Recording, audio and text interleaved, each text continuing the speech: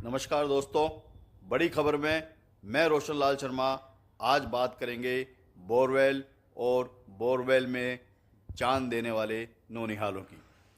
जी हाँ, वो चेतना थी, जीवंत और नटखट, अपनी माँ की लाडली थी, पिता की आंख का तारा थी और उसकी नटखट शैतानियाँ अब सुनने और देखने को नहीं मिलेगी।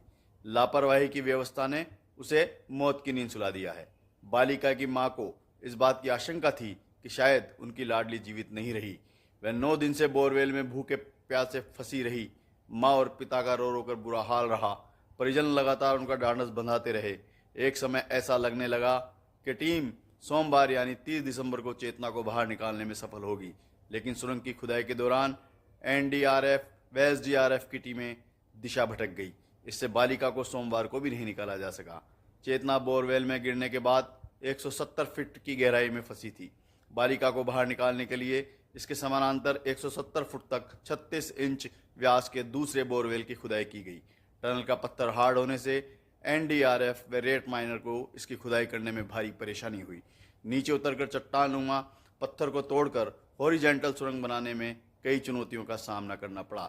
पहले प्लान के तहत हुकनुमा जुगाड़ तंत्र के सहारे बालिका को 15 फीट तक ऊपर लाया गया था, लेकिन मिट्टी ढहने से बालिका हुक से निकल गई और फिर से 150 फुट पर जाकर अटक गई। दूसरे प्लान में फिर बोरवेल के समानांतर 170 फीट दूसरे बोरवेल की खुदाई की गई, जिसके कारण रेस्क्यू में देरी हुई।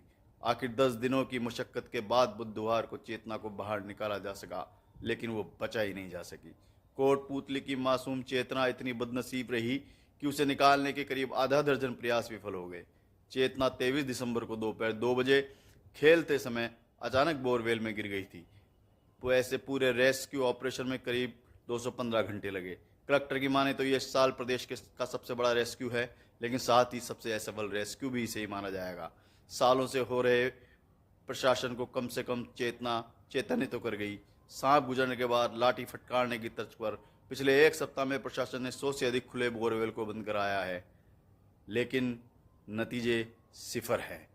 बड़ी खबर में आज बात इतनी ही, और मैं सभी अभिभावकों से कहना चाहूँगा कि वे अपने बच्चों का ध्यान रखें और अपने आसपास जो खुले बोरवेल हैं उन्हें बंद करवाएं।